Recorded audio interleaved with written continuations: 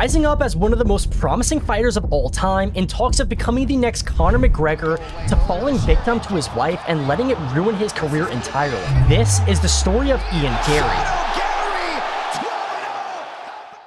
Born in 1997, Ian Garry grew up in a small settlement in Portmanock, Ireland.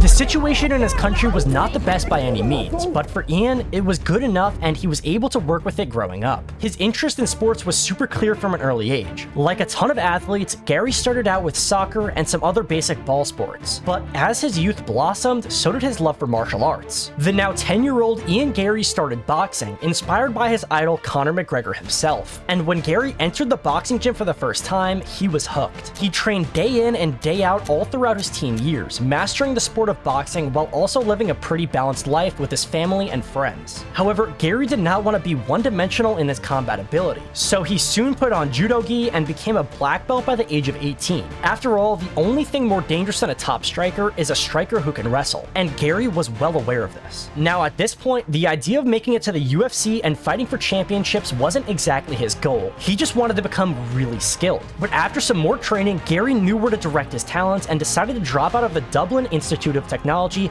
to pursue his MMA career. Unlike other parents whose biggest fear is that their child will become a prize fighter, Edwin and Moira Garry were super supportive of his endeavor. But how exactly was Ian funding his training? After all, it's not free to go to an elite gym and work with other top-level trainers. Ian found a way to fund his training by working as a local window cleaner. Few knew that ordinary window cleaner would become the future of MMA and eventually have a pretty dramatic and honestly embarrassing downfall. Ian's life turned into getting up early and going to bed late because he knew he had to pay the bills and self-finance his training. But it can honestly be seen as a good thing. Every minute at work reminded Garry of his dream of a belt around his waist, and with every training session, he was one step closer to achieving it. However, the good thing for young Garry was that the window cleaning business was actually a family business, owned by his grandfather, and this was all essential in Garry's rise to the top. I rang my uncle, I asked him for a job. I worked cleaning windows full time. He gave me the opportunity to then, at night time, just focus on training. Amateur careers tend to best show whether guys are ready to become professional fighters or not, and consequently, Ian went out of his way to prove to everyone that he was Ireland's next fighting hope. In just 1 year, he tasted the sweetness of victory by knockout as many as 5 times and once even won with his elite submission skills. Garry also did lose once, through a controversial split decision, but overall he was dominating as an amateur fighter.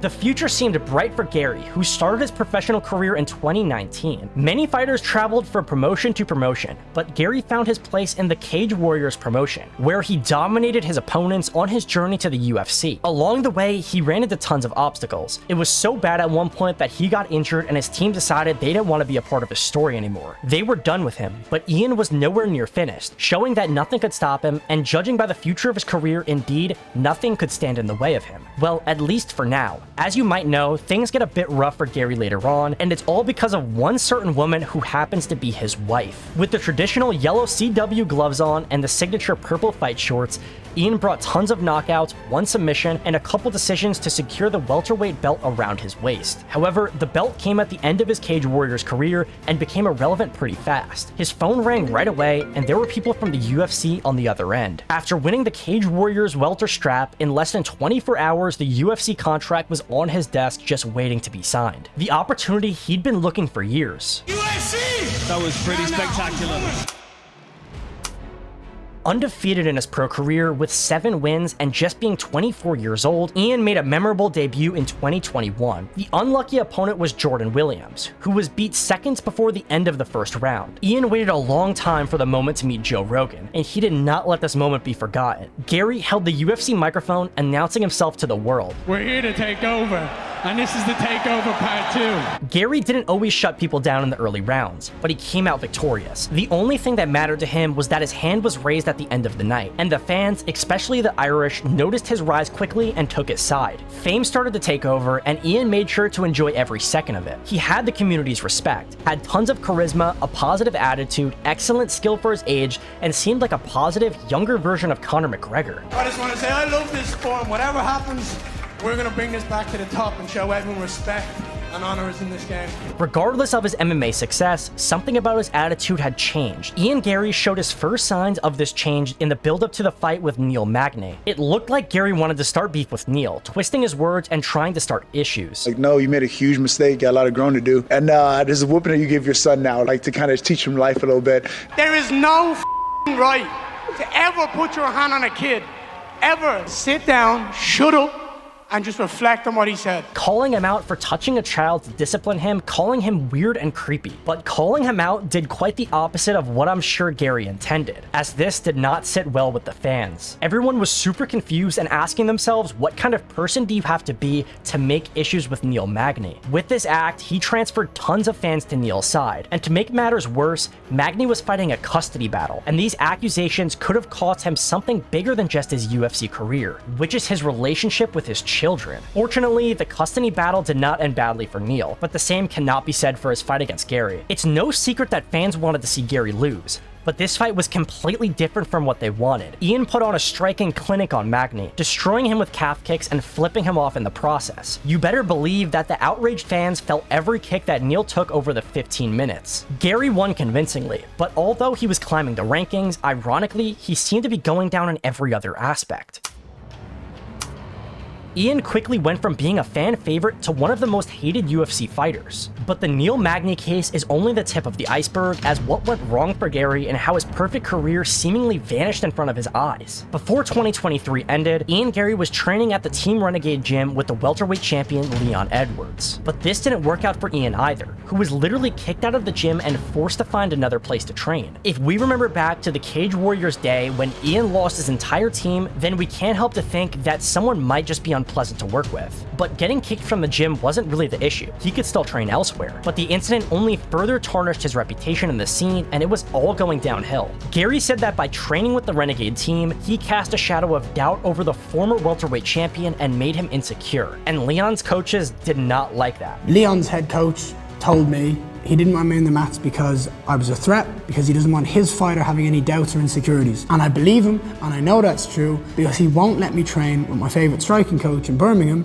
who has nothing to do with Renegade, has his own separate gym, but trains Leon, so they won't let me work with him as well, because of the same point. This would be believable if Edwards wasn't at the top of the world at that point in life. But since he was, Garry's story was a bit hard to believe, and the second point view made a bit more sense to fans. Basically, the gym decided that he just wasn't fitting. He's like a talker, social media guy, he brings his cameras everywhere, he's late to sessions. There's like two different coaches, right, from what we have in our gym, and the guys at the gym decided, not because of me, like. Turns out he is pretty difficult to work with and prioritizes himself and his fame above his whole team and gym culture. Meanwhile, Ian joined a new gym by joining the family at the Shoot Box Academy. The striker would increase his arsenal and raise his BJJ skills to a new level with former lightweight champion Charles Oliveira. In addition to upgrading his fighting skills, he also learned Portuguese. Ian Garry and everyone who follows him should have had his attention on the next fight against Geoff Neal. But if you thought that 2023 would pass without additional problems for Ian, let me tell you, you were wrong. No filter Sean Strickland himself stepped in, bringing Ian's private issues to light in an attempt to save Garry from impending doom. The dark side of Ian's relationship with his wife Lila that nobody has really known about yet. Something about that woman that ain't right. The way she walked, the way she looked, the way she talked, I knew it.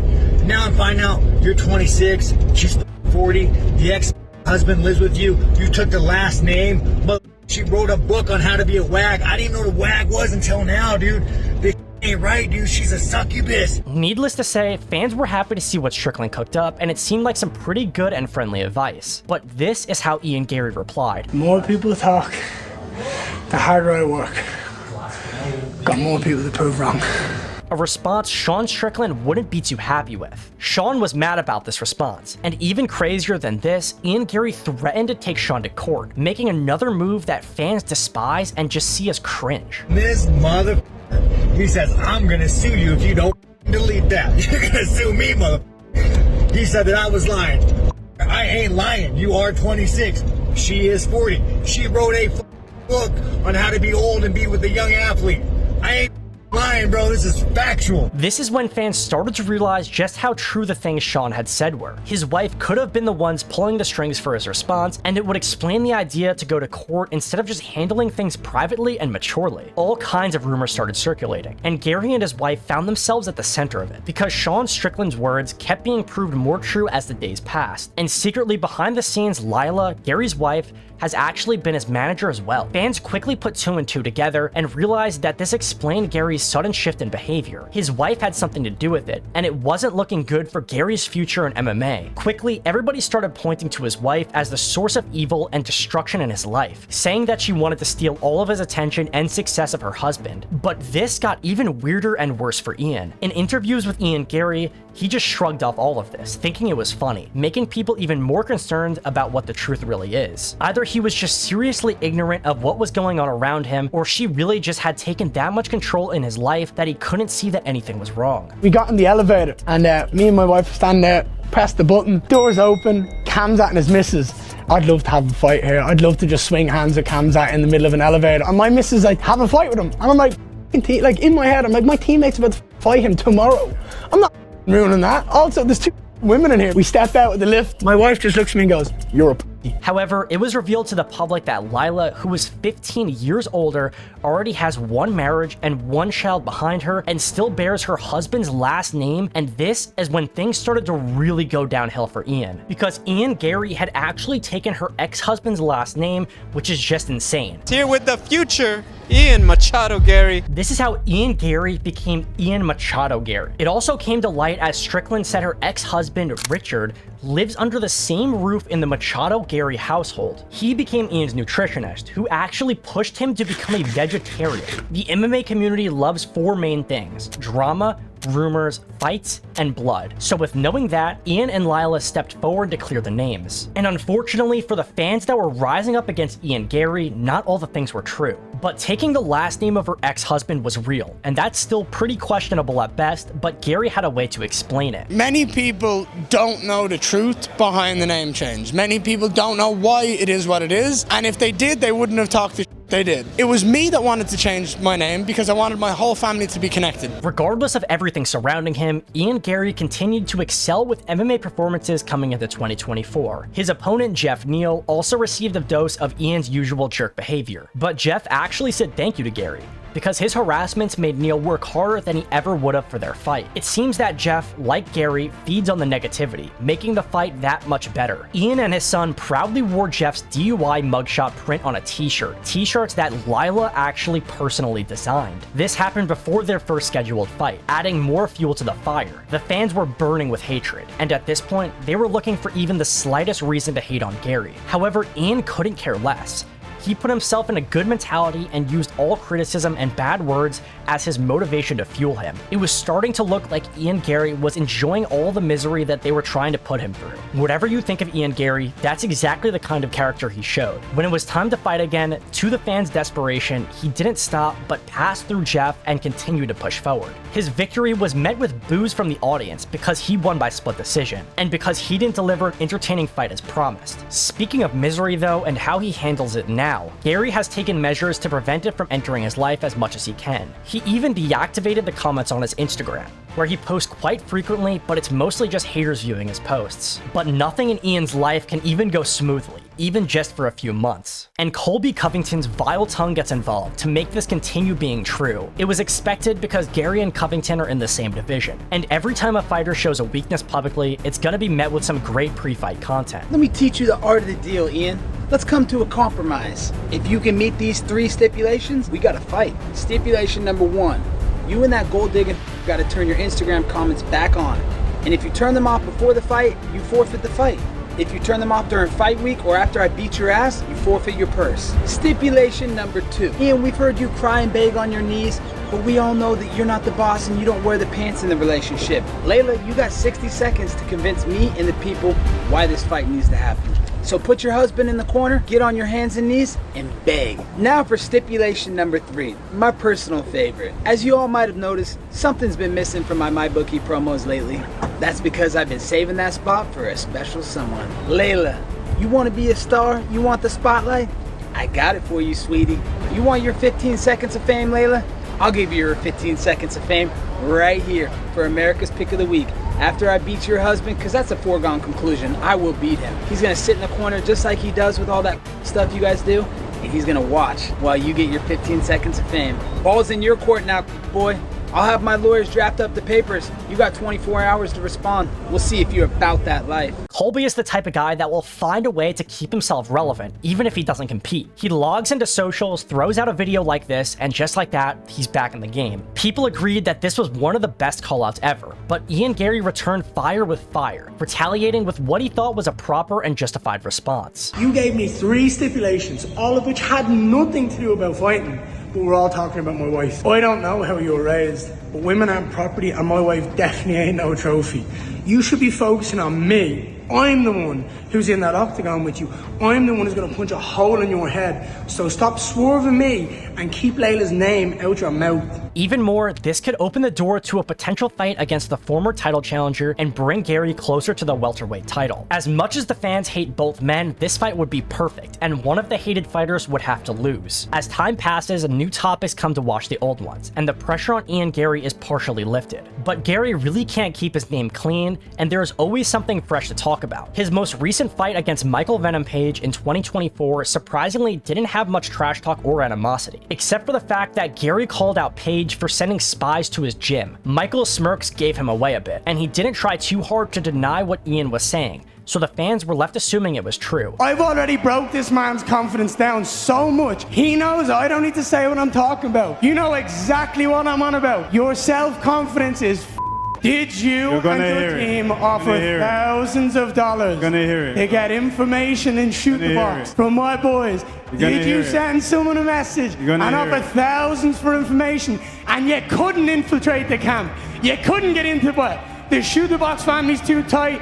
Your little rat jiu-jitsu coach home on offered money to one of my Brazilian friends and you got nothing. Saturday night you're Still with all of this, Garry remains unbothered, collecting victories and paychecks, living his best life even if it's at the mercy of what his wife tells him to do. He could have the worst personality and personal life in the world, but as long as he's on a winning streak, people will buy tickets to watch him fight. As for what's next for Garry, we're just gonna have to wait and see, but we can only assume that there'll be more drama and problems coming his way. With that being said, if you did enjoy this video, click the video next to me and I'm sure you're gonna enjoy it, and make sure to subscribe, and I'll see you in the next one.